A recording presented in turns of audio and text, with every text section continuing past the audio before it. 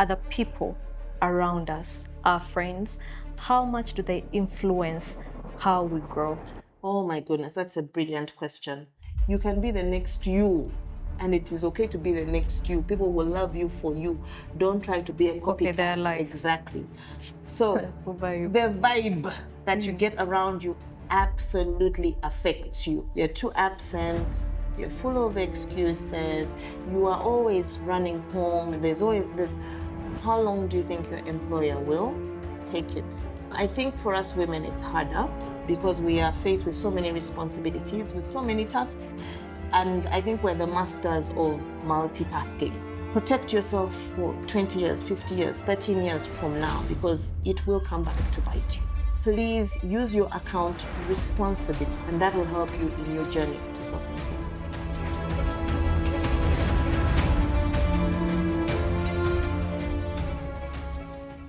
Fine, welcome back again to Gather Now Network. I am Priscilka. Today, get your book, a pen, put the volume at 100%, call a friend. Today we have Tina Wamala.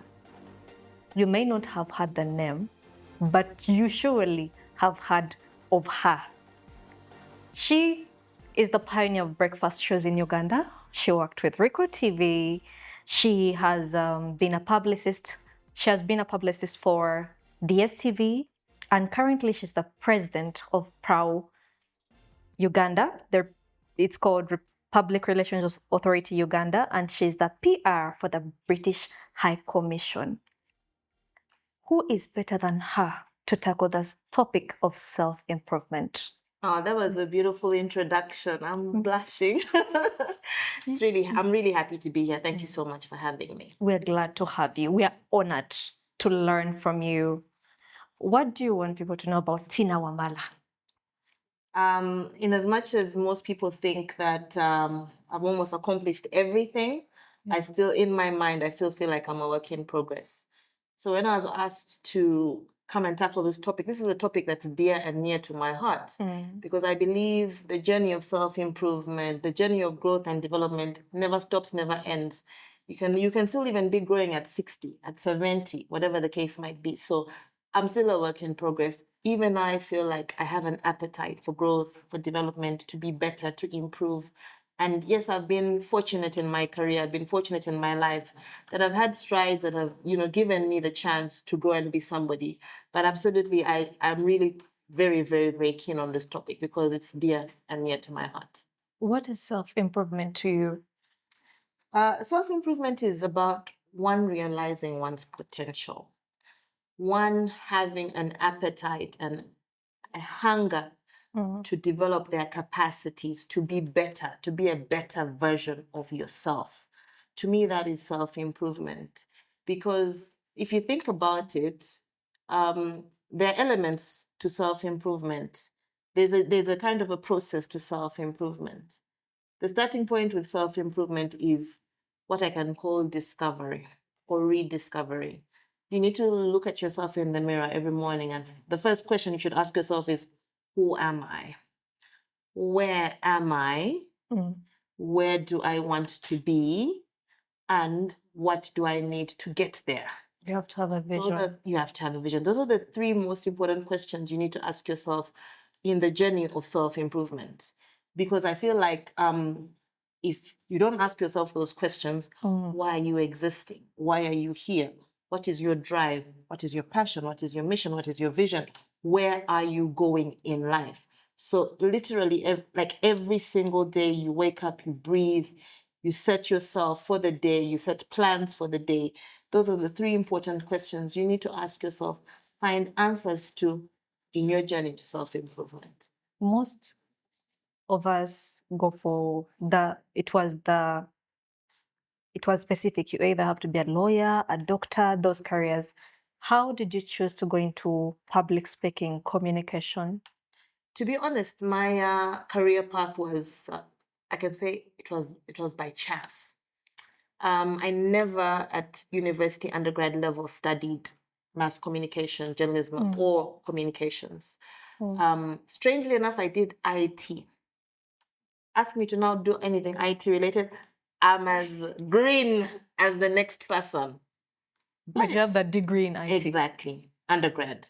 So I felt a bit frustrated. You know how the job market is when you've just gotten out of university, how you are literally tapping and knocking into every door, wanting an opportunity. But because of your lack of experience, your naivety, lack of exposure, etc., a lot of organizations are hesitant to hire you. So for about 6 months after graduating, it was really, really frustrating. No job, no money, no plan. So one day, myself and a cousin of mine, who was in the same boat as I was, we see an advert on Record TV where they were looking new TV setting up. They wanted presenters, producers, cameramen, you name it, to join their staff base to start the television. So my cousin was the one who was actually interested in television presenting more than I was. So she asked me to escort her, which is exactly what I did. Strangely enough, where we're recording this podcast from is where my former office used to be. So on coming here for what they call a screen test, the gentleman who was in charge of the tests, after testing my cousin, asks me, why aren't you also coming for the test? So I told him, no, I've just come to escort my cousin. He's like, no, come. Let's also test you as well. So they put me in a room similar to this one. They hand me a newspaper and they tell me to read the first page of the newspaper, which is exactly what I did. Upon reading it, we get out of the room. 5 minutes later, the guy comes and tells me, you've got the job. I'm like, what? He's like, when can you start? I'm like, Monday. You know how it is on here. And the cousin you escorted? Unfortunately, she didn't get it. So that is how my journey to, can I say, journalism began. Journalism, I feel, is a very good foundation for people who want to transition into communications because it exposes you to the media, it exposes you to different communications approaches. You meet so many stakeholders. In terms of depth, you really, really grow. And it gave me the exposure that I needed. So while working at Record as a journalist, I was exposed to very many, many stakeholders from government, private sector, agency, you name it. So I was approached by a lady called Rose Thor, who at that time was starting a PR department in Scanad, Uganda, and she wanted me to join her team. I made the bold, tough decision to move from my very popular TV show, breakfast show, as you said, pioneer of a breakfast shows in Uganda. The Daybreaker, exactly. Yeah. So I left. It was a painful decision because that was like my baby. That was like something that made me a household name. And you'd established yourself. I had established myself. And there I was walking into the unknown, not sure how communications is going to be, whether it's my forte or not. It was a lot. But I took the bold step and I pulled away and I went into communications. And ever since then, I discovered my home. I discovered my path. I discovered who I am. And really, communications and PR is really why I am here. And I think from the time I transitioned into communications, I've never really quite left media. Look at us now. It's always something that has been pulling me back. And it just shows that there's a symbiotic relationship with the media and communications. So regardless of the fact that, yes, I may be fully now in communications, my base, as you know, is in media. Journalism, yes. How have you improved yourself? Because you entered as a journalist and then you're entering into communications. How have you improved yourself from a place where you're not sure who you are? But right now, you're the president of peers, you're the most outspoken person. When we search interviews, you're professional. It's hard to find that on you. How have you improved yourself to this level now? The first is to be someone who is ready and embracing of change, of risks, if you like. I told you I was walking into the unknown. So the first thing with improvement is you have to take a chance on yourself. You can never know what you're good at if you don't try. You can never know what you're good at if you don't give yourself a chance to learn different things. So the first is take a chance on yourself. I took a chance on myself. I said, I am going to do whatever I can to learn, to grow, to develop, to grasp as much as I can within the time that I have.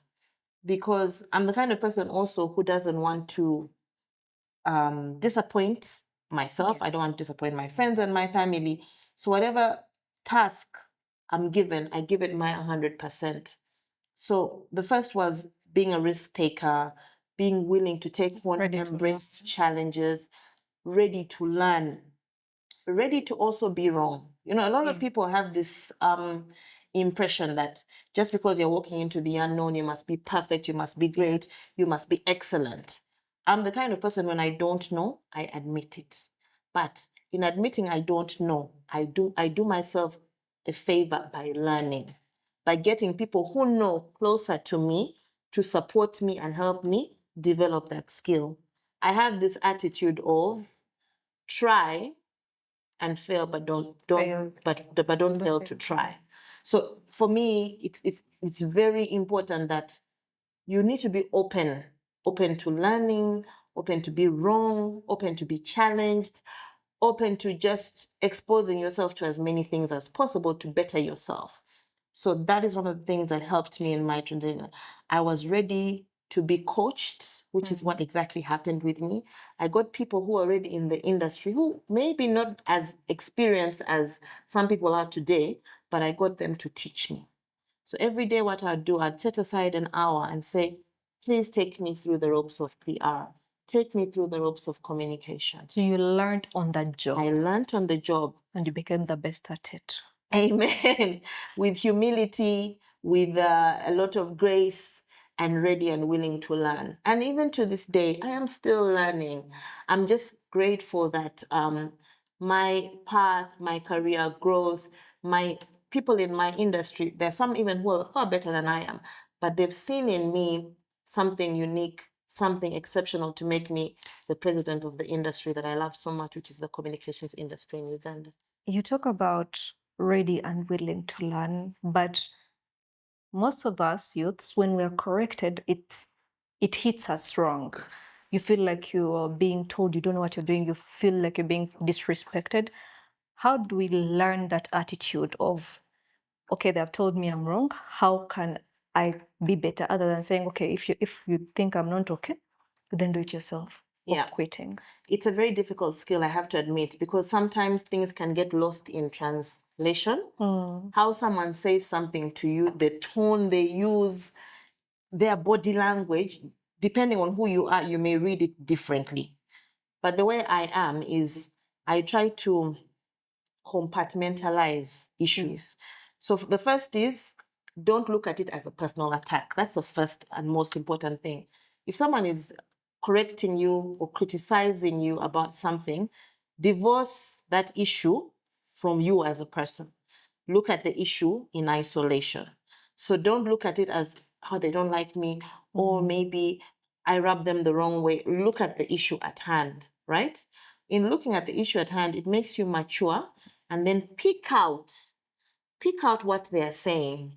If they're saying, I don't like that you come late every day for work, as an example, set your clock 1 hour earlier or 30 minutes earlier and come a bit earlier. Maybe there's a reason why they want you to come into office early. Maybe they want to see how serious and committed you are at your job. So in getting feedback, in being criticized, don't look at it as an attack, because I think that's the biggest problem a lot of people have. They look at it as an attack to them, but it's the issue at hand. And it's also about also managing yourself, because a lot of people get criticism, but they choose to stay the same. Yeah. How are you going to grow and improve if you're not willing to take on that feedback, however negative it is or however painful it is, and do something about it? That's what growth and maturity calls for. Reflecting, sitting down and saying, oh, okay, I've been coming late. Let me do something about it. Let me change. Let me adjust. So you show the maturity by getting that issue, finding the solution to that issue, doing something about it, to show that you're willing to improve. Yeah, in professional spaces, today, with the emergence of social media and it becoming so popular, we are faced with the challenge of separating personal life from professional life. Absolutely. How do we deal with that? How do we manage our personal life differently from the professional life. Yeah. Like you're working now for the British High Commission, but then you have your life as Tina. Right. How do you balance the two? Yeah, it's an interesting... Without compromising the other. It's a very interesting question. I think it boils down to integrity as the overall or overarching issue here. Personally, I'm not the kind of person who uses my social media account to promote my personal life, promote my personal deeds.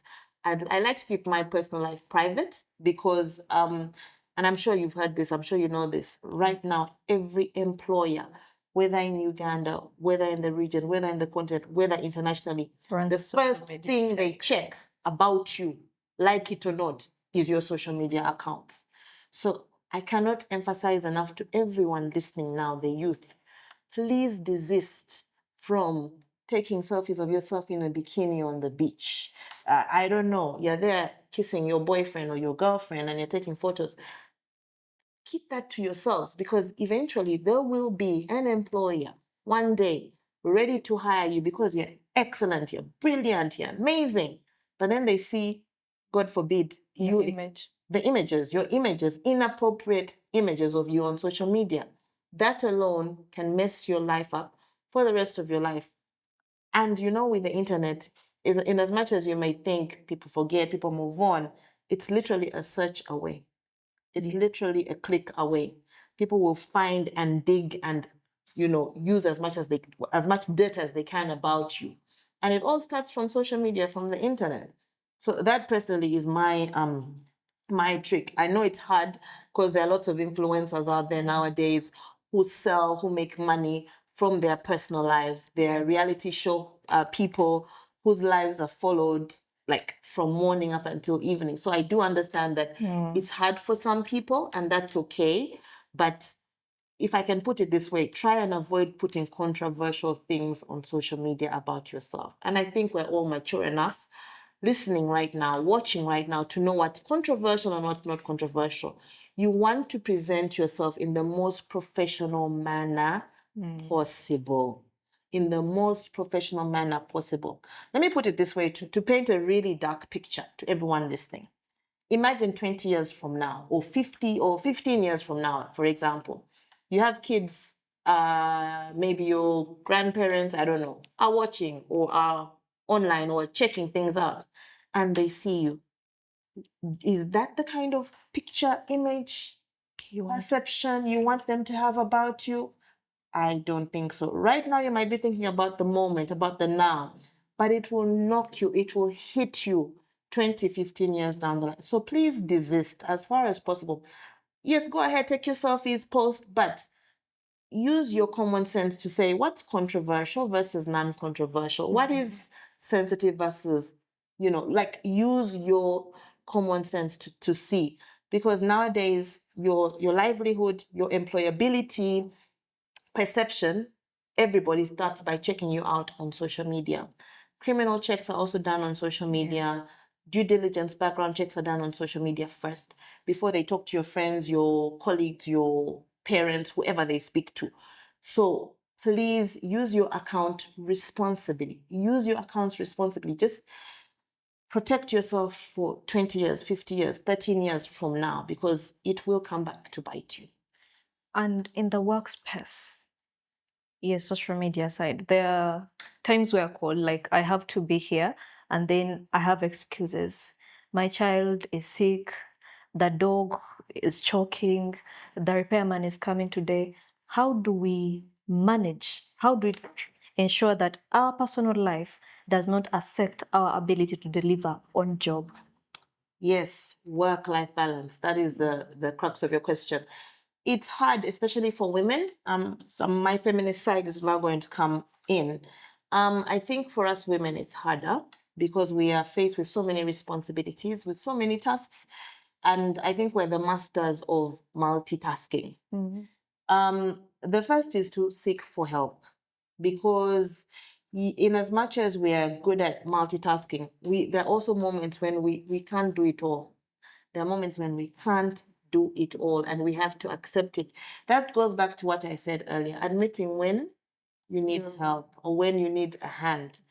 So that is why extra help, parents, grandparents, partners, whoever can help in situations where you're really, really stuck, where you're required to be busy, where you're required to do a specific important task at work. Because you have to weigh. There gets a point in your career where you're too absent, you're full of excuses, you are always running home. There's always this, how long do you think your employer will take it? Ask yourself that question. Yes, of course, there will be moments when it's really critical that you're home, but you have to weigh the situation and say, okay, in this instance, can someone help me? In this instance, do I have to do it myself? In this instance, can I get leave? You think through it. Think through your options. Think through how you can manage the situation. The best is to always weigh the options that you have. Is it a me issue? Is it a somebody else to help me issue? Is it a postpone issue? Is it, you look at the options available. And then you have to also weigh, in this particular instance, which thing or activity takes priority and where am I needed the most? And secondly, ask yourself, for how long can I keep fronting excuses left, right, and center? So life is a balancing act. To cut the long story short, life is a balancing act. You need to make time for the things that matter. You need to create time for the things that really, really mean a lot to you, and ensure that you spread yourself as much as possible to the different areas that matter. So far, we have learned that you have to be ready to learn, you have to have a vision, you have to be ready to take risks, and you have to have the common sense to know this is right to show on social media, this is not, and to also knowing to seek help. In self-improvement, how influential do the other people around us, our friends, how much do they influence how we grow? Oh my goodness, that's a brilliant question. You guys like this word vibes? Yeah. Nowadays, it's a Gen Z word. So the vibe that you get around you absolutely affects you. So let me paint this picture to you. Now imagine if you're surrounded by negative people in your life. Friends, family, colleagues, everyone around you is negative. How will you ever sit back and reflect and want to do something outside of the box, something different? You'll always be holding back because of the words. People say the power of the tongue. The words that people are telling you, the words you're hearing, it affects somebody. But now put it in reverse. Now imagine if you're surrounded by people who are go-getters, thrivers, they are driven, they are initiators, overachievers. Then you'll also want to be in that space because you don't want to feel like you're out of place, that you're hanging with the wrong crowd. So you need to surround yourself with positive thinkers, believers, people who also believe in you, and people who you also believe in, because their positivity rubs off you and your positivity rubs off them. So the people you surround yourself are absolutely important. Having a support system is beyond important, because you can't, this world is complex already enough.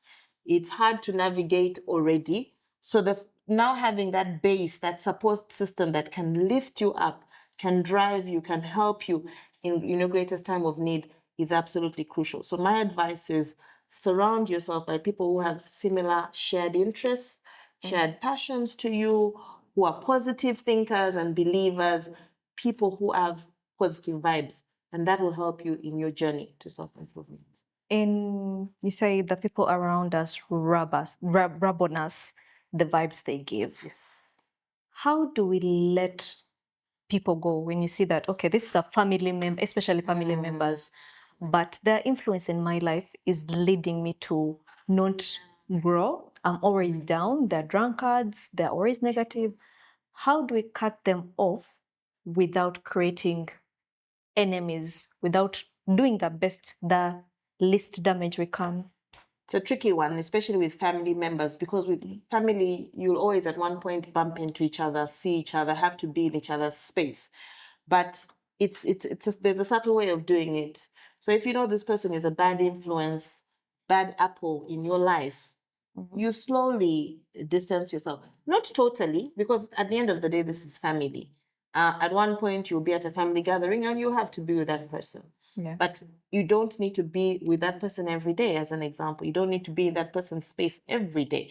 But you just slowly distance yourself. So if previously, let's say you used to call this person on a daily, you reduce the frequency of your interaction with this person. If it was 7 days a week, you now do 3. Before you know it, it'll be once a week. As I said, you can't exactly totally divorce yourself from that person, but you try to subtly remove this apple from your life, because it goes back to what I said earlier. What you surround yourself eventually has a very big impact. The whole peer pressure thing used to be a very big phrase. It still is to a certain degree. So now the people that you surround yourself with, the kind of behaviors they have, their actions, you name it, can rub off you as well. So you have to be careful to just not allow yourself to be influenced by that kind of person. And the best way is to just distance yourself slowly from that person so that they don't impact on you and your journey to self-improvement. That brings us to the next question I was going to ask. How do we say no? Because that is very hard for most people. I know this space is no longer good for me, this friend is no longer good for me, or this activity is no longer good for me. How do we say no? I think you've heard a lot of people have said, I've changed friends, I have moved communities, I've moved house, I have moved jobs, people are strange like that. Sometimes you have to take bold decisions. Sometimes you don't necessarily have to take those bold decisions, examples I've given you, but there are instances where you must do something about it, because it has people underestimate the impact other people have on your psyche, your mental health, your ability to think, your confidence, your self-esteem. There is a lot. So the people you surround yourself, at the end of the day, will make or break you. So the no has to come from you. And sometimes it's about being brave. It's a bit about being courageous and saying, I have to do something for myself to protect myself, to rescue myself in this instance. If I don't, I'm going down a rabbit hole. So I've given you some examples. They're really drastic, I know, but if it calls for that, you need to do that. Whereby you reduce communication. I've given you examples. Whereby if you need to, move places, you do that. Whereby if, let's say, you used to hang out with that person 10 times in a month, reduce it to 5 or 4 or 3. You do something about it because you're trying to protect yourself. Otherwise, the impact of you continuing to deal with that person, all in the name of, oh, this is a family member, oh, I love them so much, it will have a grave impact on you, more than you know. Yeah. When it comes to self-improvement, communication, I think, is a major thing. How do we use communication skills to foster connections in professional and personal spheres? What communication skills should we really have as basics? So the first is you need to align yourself with, and I spoke about this a bit earlier. First of all, you need to align yourself with people with shared vision, shared interest, and shared passion to yourself. And if you recall what I said about being okay with not being right all the time, it is okay. You don't have to be 100% excellent at everything. Identify a mentor. Identify someone who is great, who you feel like this person is inspiring, is exceptional at what they do. Speak to them. And speak to them from a point of vulnerability. Speak to them from a point of you want to grow, you want to learn from them, you want to absorb whatever you can from them. There was someone wise who once told me that in every interaction you have in life, always with whichever person you have, always try and identify 3 great things you like about that person and try and emulate them. So, for example, from just my interaction with you, I've learned very organized lady, you have your questions ready, you have everything ready. So that's something to pick, to being prepped, to being ready, to being organized. So you have to pick the good things about someone. Pick those good things and say, I want to learn A, B, C, D from this person. But also being careful not to want to be a copycat person. Yeah. Because you can't be there saying that I'm the next Mariah Carey. Mariah Carey is in her own league. She achieved whatever she achieved. You can be the next you. And it is okay to be the next you. People will love you for you. Don't try to be a Copy their copycat. life. Exactly. So the first is, like I said, retrospection, if you like, understanding yourself, understanding where you fall short, looking out for people who you feel like are amazing, they're great. Reach out to them. Be bold, be courageous. Say, I'm going to now approach ABCD person. In approaching ABCD person, it's about being clear in your communication, being simple and saying, I want to achieve ABCDEFG. I feel I'm lacking here, here, and here, and I like how you do ABCD. Can you help me? Can you support me? Can you coach me? And then that person takes you through. Now we talk about networking, because networking is very important in life. What tips can you give us for networking? How can we build a useful social network? So the saying, your network is your net worth, is absolutely spot on. Remember the old identifying thing I spoke about? Yeah. So it kind of, you kind of need to reflect and go a bit backwards. First off, what is your passion in life? What's your passion generally in terms of your professional life and growth? Ask yourself those questions. Once you get the answers to those questions, identify people in that space. Yeah. A lot of people are very smart with how they do things nowadays.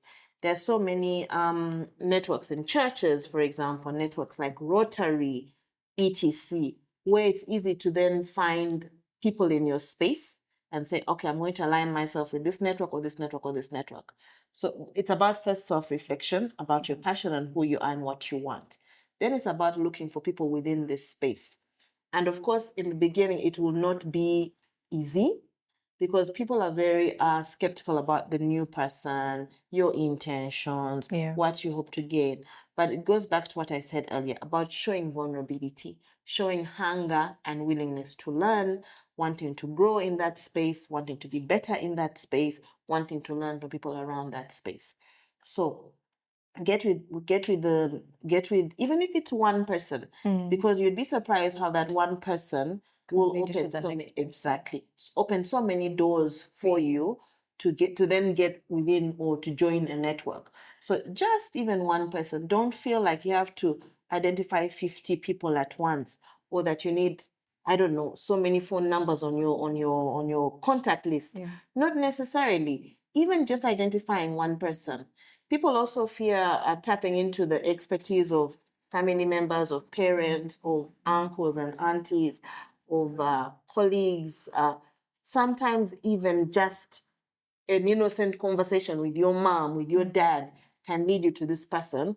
And that person will then lead you to a network of great minds, of great people within your space. So don't be afraid of having conversations with people who you least expect may or may not know certain people. But that is one thing that has helped me as well. Like I've always known at least one person in a particular space and said to them, I'm trying to find X, Y, and Z. Can you help me? Then they lead me to that person. Then I have an innocent conversation with that person and say, look, how can you help me? I really need to learn more about this. I need to be more in your space. Can you welcome me? The person says, yes, I can. I'm going to be ready to introduce you as someone ready to learn and grow. So just one person can take you to that next level. Do not ever feel like you need to have 1,000 contacts on your phone. Not necessarily. But I need to also emphasize this while it's in my head. Please leverage on those networks once you're in there. Learn from these people, benchmark from these people, identify mentors in these people. Ensure that you really absorb as much information as you can while you're in there.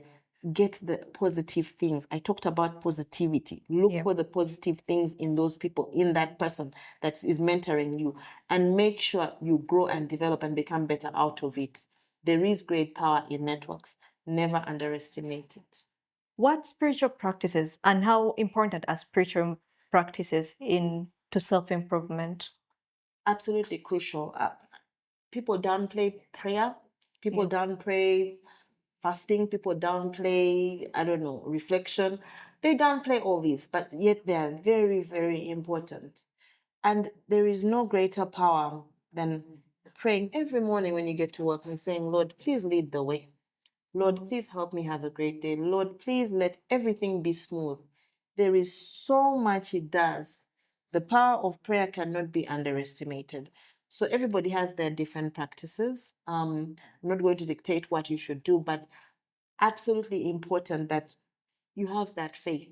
You put whatever you do in the hands of God. Have that faith to carry you through from one step to the next. Even sometimes, if it's something like, I need a promotion, I need to be seen, I need to be appreciated, I need to reduce conflicts in my workplace or tensions in my workplace.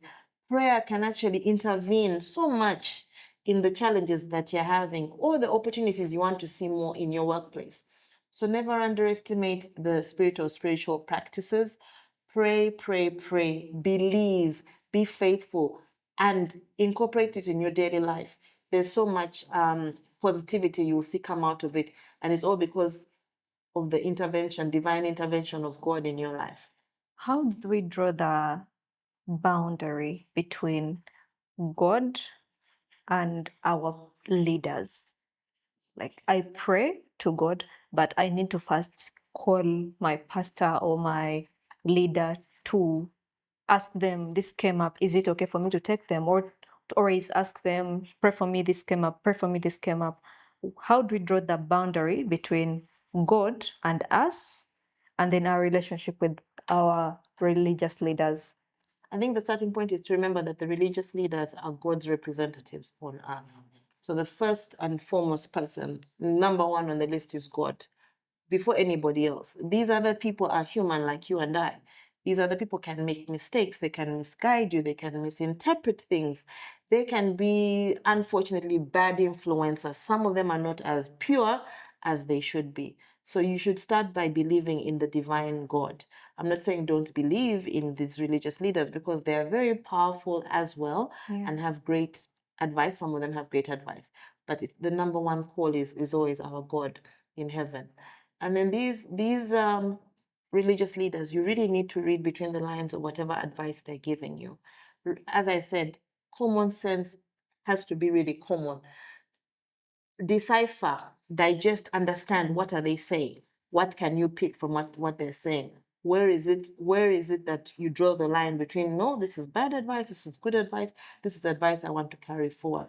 So please be careful in how you take forward some of that advice and what part of that advice you take forward.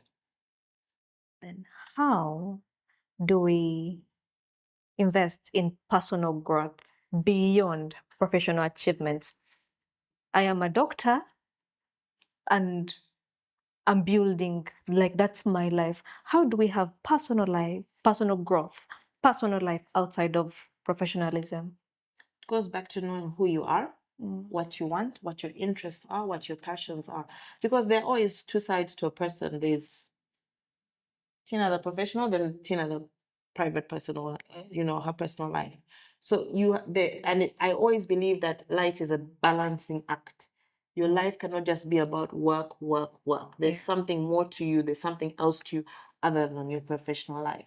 So it goes back to knowing who you are. So if your interests are movies, as an example, and you want to become filmmaker, you want to be behind the camera, you want to do editing, start learning, investing in it. If not, go on Google, go on YouTube, get tutorials, get a friend who is a great camera person, let them teach you. Get a friend who's a great videographer, let him or her teach you. So it's important that first and foremost, you know what things interest you, what tickle you, what excites you. Start learning the skills. Lately, we're so blessed that there's so much information on the internet. There's so many ways you can learn and grow and develop. You don't even necessarily have to inject money all the time. People always think that investing means you must invest money. But you can invest time. You can invest time and say, every day I'm going to dedicate 1 hour, go on YouTube and learn video editing. Every day I'm going to go on YouTube and learn how to operate a camera. You just invest. It's about time, not necessarily always resources, but even time. And the commitment as well. By the investment is also commitment.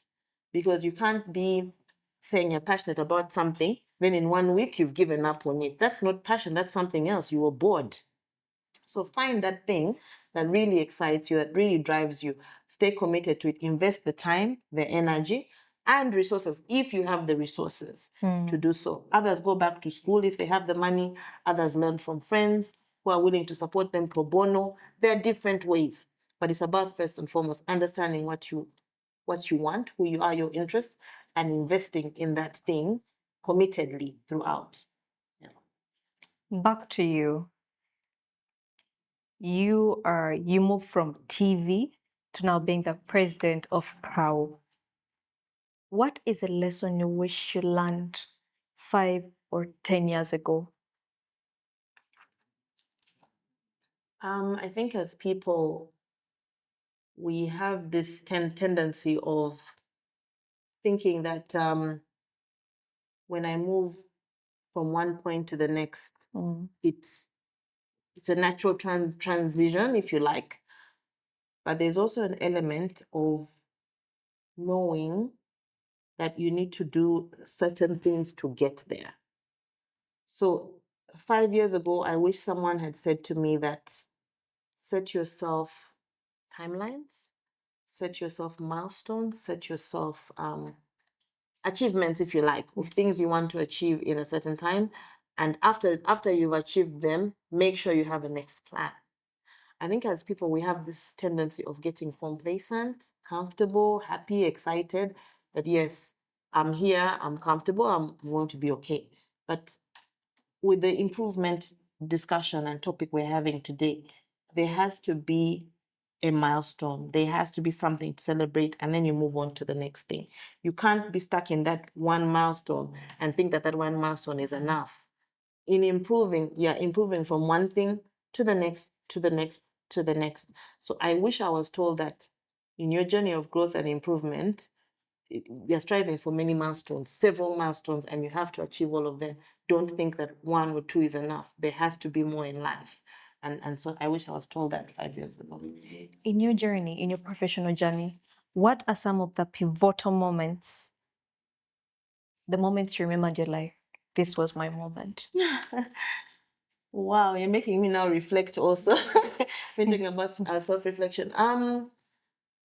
Pivotal moments, one of which was definitely when I started my show, Daybreaker, the very, very, very, very first show. That was a nervous wreck. I didn't realize, I didn't know that that show was going to create something enormous, incredible for me. I didn't know it was the start of a great career, a great, life, basically. So that is one. I would say I have so many. Like, to be honest, it's very difficult to point to any particular one, but that's definitely one that I can point to. Then seeing my growth from television into advertising, then eventually into the corporate world with MultiChoice, now with the British High Commission. Those stages of growth have really been quite pivotal. And then being given a rubber stamp from my colleagues in the industry and saying, you've done well, you've done us proud, you're deserving to be our president. That is validation. And I think we all want validation to show that all the work we've done, all our achievements have been recognized and appreciated, not just by individuals here and there, but by an entire industry. It's actually very incredible. So yes, those different points have really been very pivotal in my life. Being in the corporate level where you are, there is a time you are representing DSTV. How do you manage when there is a crisis outside, but there is also a conflict on how to resolve the crisis in-house? But you as the peer, you have to come out and say something. Yeah. How do you manage to still maintain the image of the company while there are conflicts in-house? Yeah, it's a good question because it goes back to generally crisis management strategies. It goes back to your approaches and how you deal generally with conflict.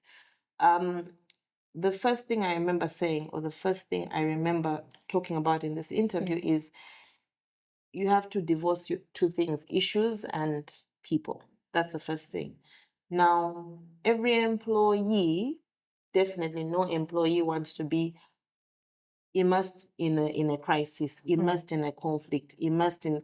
So you have to literally be on the same page. And sometimes that calls for leadership to take the mantle. And leadership know their role in that particular instance, where you have to go to the leadership and say, something needs to be done about this issue.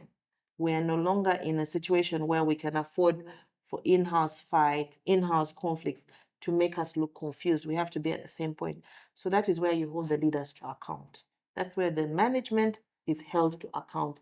And as management, you have to be on the same page, because how you deal with something also affects the rest of the staff. So as management, the responsibility sits on them to be there with one voice, to have one language they're speaking regarding that particular issue. So as a PR, it is the management who has to, for lack of a better word, take responsibility and say, this is how we're going to handle this thing. This is our position on this issue. This is how we're going to handle it. And everybody is in agreement to that. Because crisis management is not a one person show. It's not a Tina show. It's not a you show. It's not. Everybody has to say, yes, we're going to now take responsibility. We're going to figure this out, and we're going to move from this position that we're in, this ugly position that we're in, to the next position. And then when you go out there externally, you're speaking the language, the voice that you agreed on in-house, to make sure that you're all at par, you're aligned, and not deviating from the position of the organization. What if it comes to a point that what the top management is saying, you as the peer, you who has experiencing this, and you've seen the impact of the decision they're making, and you know it's wrong, it's going to create more backlash. How do you handle that? That you've told them this is going to be bad for us, but they're still insisting this is what we should do. Sure. How do you manage that? Do you go ahead and do what they do, knowing that it's still going to damage the brand? Yeah. Or do you do what you know is going to help the brand? So with PR, it's a very fragile position to be in, because one, you're expected to support the organization, believe in the organization, protect the reputation of the organization, and at the same time go out there and communicate the values and mission and approaches, activities of the organization externally.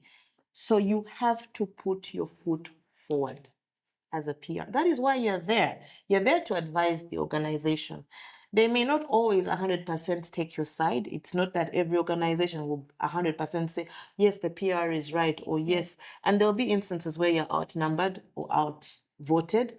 However, it is your responsibility as a PR to say, this is my thinking in this situation. These are the pros of what you've said. These are the cons of what you've said. These are the repercussions if we go with what you've said. Let it be clear that you've voiced your concerns to management. And should you go ahead and they still outvote you, and then you go ahead and present whatever they wanted you to present to the public, then you say, but you see, I told you. You've played your part. You have made sure that you were clear from the onset on the pros and cons and repercussions of that particular angle or position they may have wanted to take you. And that's when next time they'll be like, you know what? Tina was right. Let's listen to her. So sometimes you will make mistakes, and it's not that every time you'll be perfect, great, etc. But the learnings, the experiences make them see the value that you have at the end of the day. I think now we all know why she's the president of the Public Relations Association Uganda. Most people do not know. Some people, I'll not speak, but some people do not know what the PRAU is. Yeah. Can you tell us a bit about PRAU, what someone should know about PRAU? Absolutely. So PRAU is a 47-year-old association. It's the umbrella body of PR professionals in Uganda, both from the private and public sector, as well as students who are the next generation, if you like, of public relations professionals. Our mandate as PRAU is to advance PR excellence in Uganda. We do this through capacity building, mentorship, ensuring that we expose our members to veterans in the industry, to novices in the industry, so that we can learn from each other. We appreciate the fact that now there's so much to learn from the young in terms of digital media, AI, etc., as well as the veterans who are exceptional at the work that they did when they were new and coming on board in the industry. So the PR profession, rather PRAU, is an umbrella body that brings us together for us to sharpen our skills as PR professionals in Uganda, be better at our various functions within our organizations, benchmark and learn from each other, share experiences, and become one of the most revered industries or professionals in this country. How can someone join PR? So I mean, join PRAU. Fine. So the secretariat, our secretariat is based in Tinda. If it's okay, I'll give you the details and you put them at the bottom of the screen. You can reach out to our administrators. We have an email address that is pra, as in PRA, Uganda @yahoo.com. You can just, reach out to us, email us, expressing interest. You'll need to share your CV with us for us to vet you and to see whether you meet our criteria, which is basically either belonging to the industry, having worked in the industry for a few years, or a student of our industry, for you to be prone and welcome in the PRAU Association. As we're closing, what tips do you want to give to youths out there who are listening in, who are watching in today's era? Know who you are. Know who you are. It's tough. A lot of people are there living in oblivion, but there's nothing more stronger than introspection, self-reflection, asking yourself, who am I? Who do I want to be? And where can I get to where I want to be? Know yourself. In knowing yourself, there is so much power that you have to be better, to improving yourself, to ensuring that you grow and develop into the person that you want to be. Never get comfortable, never get complacent. Even when you get that first job, even when you get that second or third job, even when you get that car, want to be better, want to grow. Surround yourself by greatness, surround yourself by positivity, surround yourself by people that know more than you, because there's always something to learn. Never be afraid to be challenged, never be afraid to be corrected. In being corrected, you will become a better person, a better version of yourself. And always believe, believe, believe in yourself. Never second guess, never self-doubt. We are all capable of self-improvement. Thank you.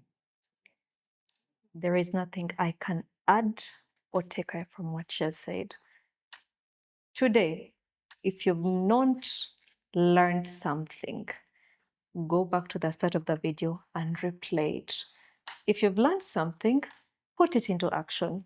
Look into your friends, look into your spiritual environment, look into your family, look into your visions, your aspirations, and make sure that all of them are towards your vision. Thank you for tuning in.